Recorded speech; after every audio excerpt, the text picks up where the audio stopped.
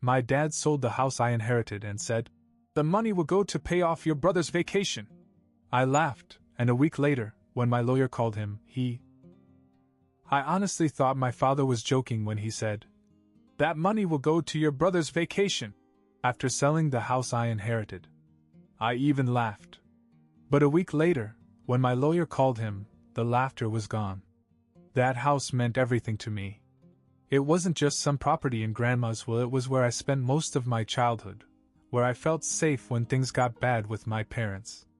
Grandma was the only one in the family who really cared about me.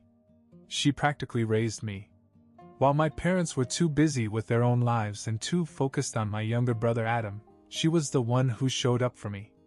She made me feel like I mattered. And when she died, she left me her house.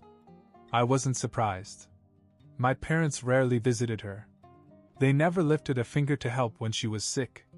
Adam, her golden child, never cared either.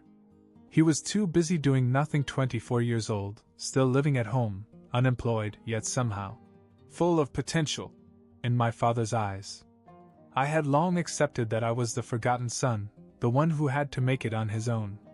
But I never thought it would come to this. One afternoon I decided to stop by the house. Just to check on it. I hadn't moved in yet, I had my own place, but I liked knowing it was there, waiting for me. But as I pulled into the driveway, something was wrong. There were cars out front. Not mine. Not Grandma's. Someone else's. I walked up the steps and rang the doorbell. A few seconds later, a man in his late 30s answered the door, with a woman standing behind him. They looked confused. "Can I help you?" the man asked. I frowned. "Yes. This is my house. Who are you?" The woman let out a small, nervous laugh. We bought this house last month. From the owner." I felt like I'd been punched in the stomach. "You what?" The man crossed his arms. "We bought it. Fair and square. What's the problem?" My mouth went dry. I stared at them, at their cars, at the porch that wasn't mine anymore, and I could barely process it.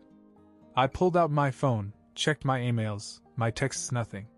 No alerts. No notifications of a sale. But I already knew what had happened. I didn't say another word to them. I just turned around, got in my car, and drove straight to my parents' house. Adam was the only one home, sprawled out on the couch, scrolling through his phone. He barely looked up as I walked in.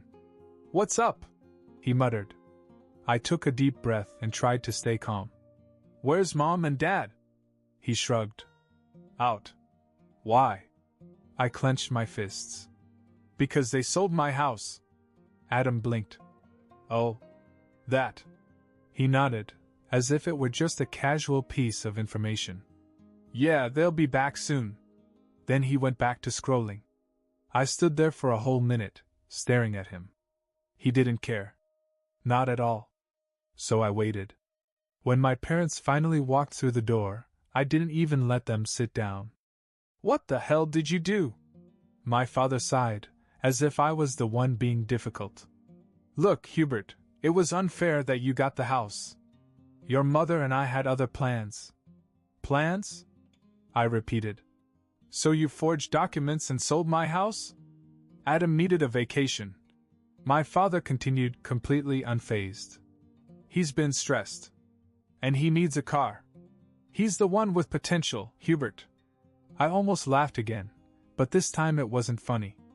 I shook my head. "I'm not letting this go." Then I turned and walked out the door. Because my dad had no idea what was coming next. I barely remember driving home. My hands were gripping the steering wheel so tight my knuckles were white. I could still hear my father's voice in my head, calm and dismissive, like he hadn't just stolen from me. Like it was no big deal. Adam needed a vacation. I couldn't wrap my head around it. He needed a vacation? He needed a car? Meanwhile, my grandmother's house, the only real home I ever had, was gone. I parked in front of my apartment and sat there for a while, trying to think. I wasn't going to let this go, but I wasn't going to rush in without a plan. My father was arrogant, but he wasn't stupid. If he was going to pull this off, he had to cover his tracks. So I called my friend Daniel. Daniel was a lawyer, and he wasn't just good at his job, he was ruthless. If there was even a hint of fraud in the sale, he'd find it. I explained everything over the phone, and by the time I was done, he was pissed. "Meet me at my office tomorrow," he said. "Bring everything you have, emails, documents, texts. I don't care if it's a birthday card from your grandmother. If it mentions the house, I want it."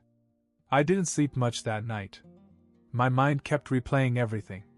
Grandma's voice, my father's smirk, Adam's indifference. And underneath it all, a single thought: they think they've won. They had no idea what was about to happen. The next morning, I met Daniel in his office. I handed him every document I had: my grandmother's will, bank statements, even old text messages in which she talked about how much she wanted me to have the house. He studied them for a while, then leaned back in his chair. "Your dad's an idiot," he finally said. I raised an eyebrow. "Why?" "Because he didn't just commit fraud, he left a paper trail." Daniel turned his monitor over and showed me something I wasn't expecting. A forged signature. My signature. I leaned closer. "Wait, this isn't mine." "No shit," Daniel muttered. "Your father forged your consent to the sale. And get this, he used a notary who's already been investigated for shady dealings. This is bad for him. Really bad." I exhaled slowly. "So what's the move?" Daniel cracked his knuckles. "First, we hit them with a formal demand. Give them a chance to pay back the money before we take them to court. But considering what you told me about your father, I doubt he'll cooperate." "Not a chance," I said. "Then we sue. And if he can't pay, we go after his assets. His house, his savings, everything." I nodded, feeling something I hadn't felt in days: satisfaction. "Let's do it."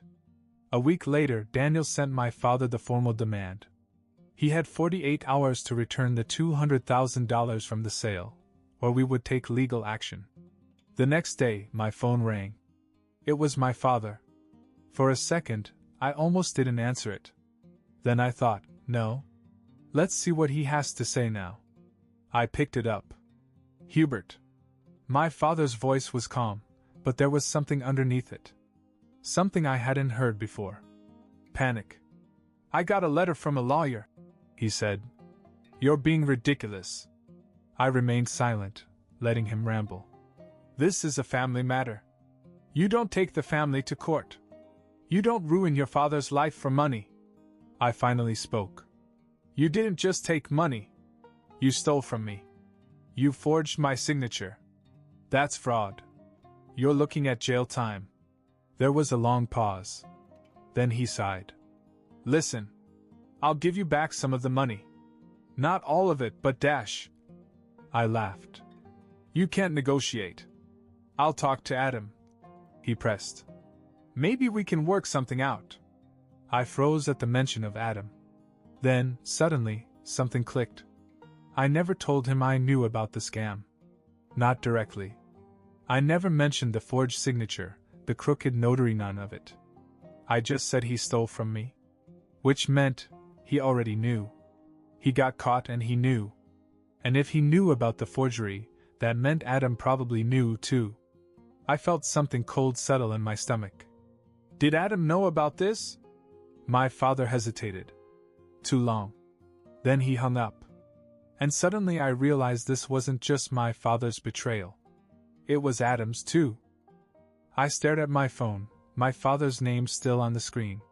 He had hung up the second I mentioned Adam. That told me all I needed to know. Adam wasn't just some clueless bystander in all of this. He knew. Maybe he had known all along. And suddenly, his reaction that day, the way he barely blinked when I told him our parents had sold my house, made perfect sense. This wasn't just my father's betrayal. It was his too. And I needed to hear him admit it. That night, I drove back to my parents' house. My mother opened the door and looked surprised. "Hubert? What are you doing here?" I ignored her and went inside. Adam was right where I expected him, on the couch, scrolling through his phone, looking like he didn't have a care in the world. I stood in front of him. How long have you known? Adam barely looked up. Known what?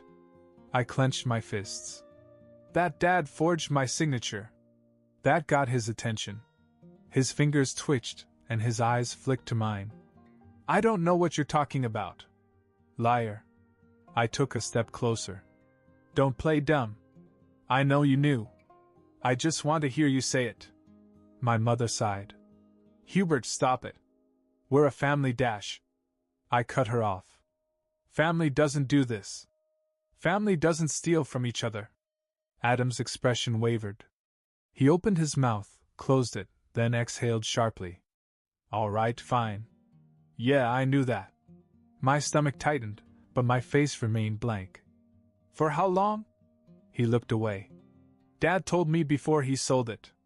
He said it wasn't a big deal, that you already had your own place, and that you needed a vacation more than I needed my own inheritance? Adam frowned. I didn't take the money. Oh, really? I crossed my arms. So who booked the trip to the Maldives? Silence. I shook my head. And the car Dad wanted to buy you? Adam's face turned red. I didn't ask him to. He just dashed. I scoffed. Oh, right. You just conveniently accepted the vacation and the car, but had no idea where the money came from? Adam looked away. It's not like you needed the house anyway.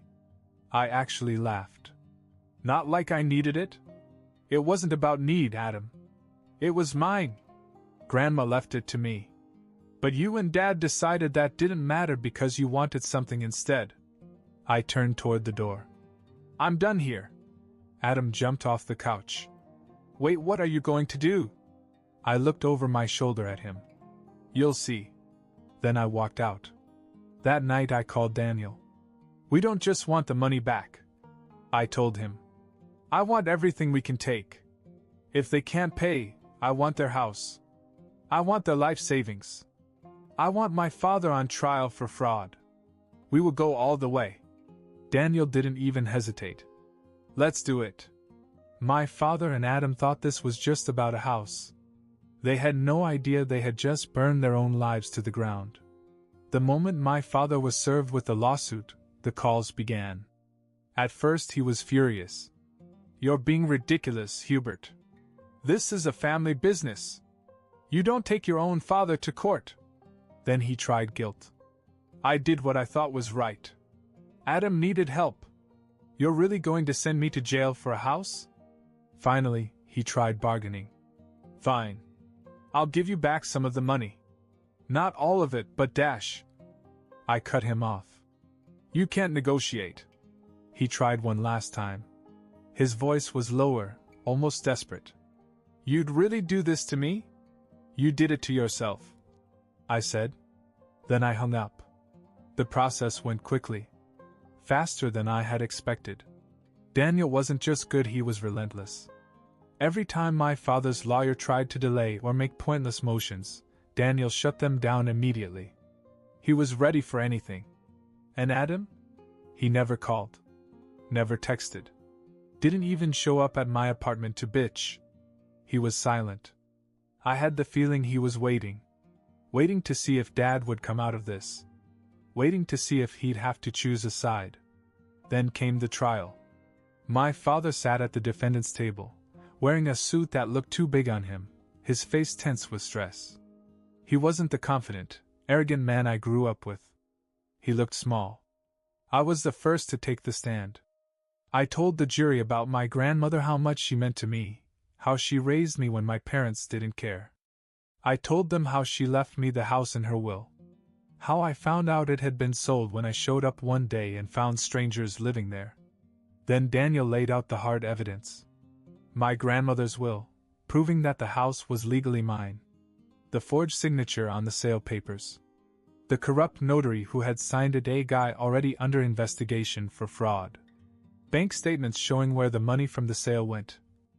Adam's vacation in the Maldives. A down payment on the car my father wanted to buy him. It was an open and shut case. But my father's lawyer kept trying. He painted me as an ungrateful son. Said I was blowing a family misunderstanding out of proportion. That my father was only doing what was best for the family. That I was tearing us apart for money. The jury didn't buy it. The judge didn't buy it. And when the verdict was read guilty on all counts, I saw my father's face fall in real fear. The sentencing came a few weeks later. 5 years in prison. The moment the judge said it, my mother let out a choked sob. Adam just sat there, his face pale. My father? He turned in his seat and looked at me. His eyes were filled with pure hatred. But I didn't flinch. I had nothing more to say to him.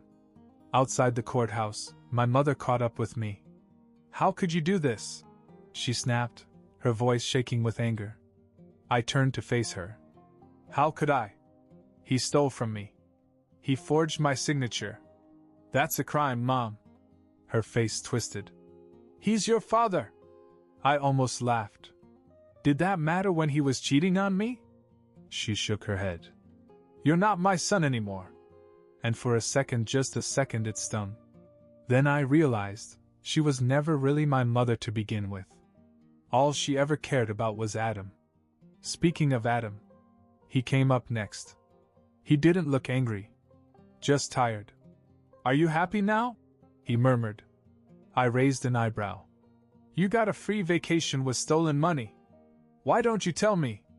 Adam didn't say anything. I sighed. You knew. You knew all along. Adam looked away. It wasn't my idea. It doesn't matter, I said. You took the leave anyway. You still let it happen. Adam took a long breath. Well, congrats, man. You won. No, I said. I took back what was mine. Adam didn't answer. He just shook his head and walked away. And that was the last time we ever spoke. A month later, my dad went to jail.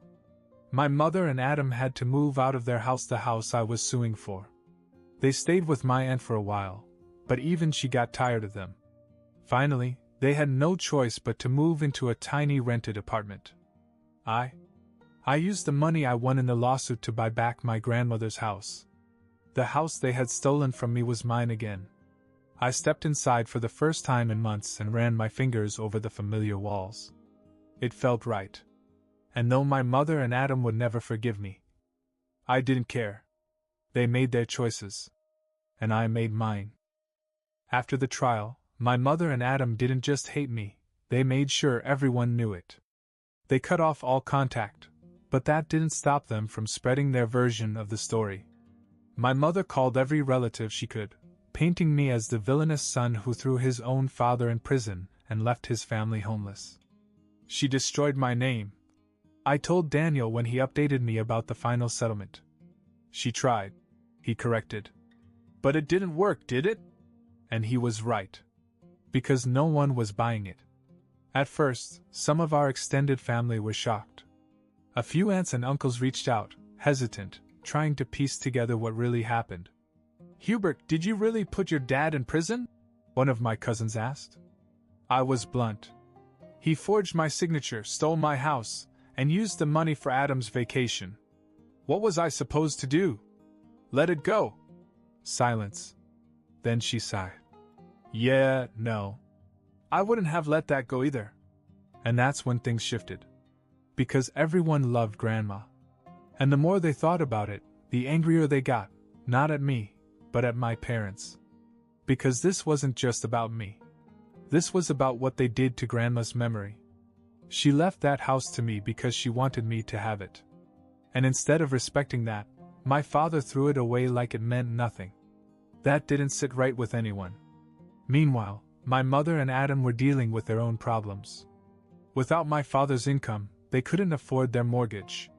The court had already seized my father's assets, and after the settlement, there wasn't much left. They had no choice but to move in with my aunt, Linda. Aunt Linda was kind, the kind of person who would never let family go homeless, even if she didn't agree with them. But she didn't support them. She made that very clear. She told them straight up. I'm letting you stay here because I have a heart. But don't expect me to defend what you did. My mother was furious. You're taking his side? Aunt Linda didn't back down.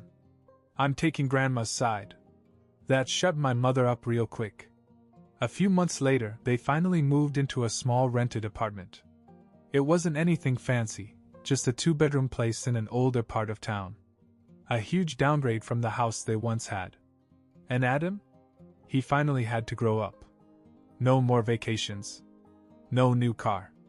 Just the reality of being a 25-year-old man with no job, no degree, and no one to clean up his messes anymore. I don't know if he ever blamed my father for putting him in that situation. But I do know that he never blamed himself. As for me, I moved into Grandma's house. The first night I slept there, it felt right. I sat in the living room, running my fingers over the old wooden coffee table. It still had the scratches from when I was a kid, playing with my toy cars. I could almost hear Grandma's voice, soft, warm, telling me stories before bed. I won. Not just the lawsuit. Not just the trial. I took back what was stolen. And even though my mother and Adam would never forgive me, I didn't care. Because deep down, I knew Grandma would have been proud. And that was all that mattered. It's been a year since everything went down. My father has been in prison for a while now, my mother and Adam are still living in that tiny apartment, and I've been settling into Grandma's house.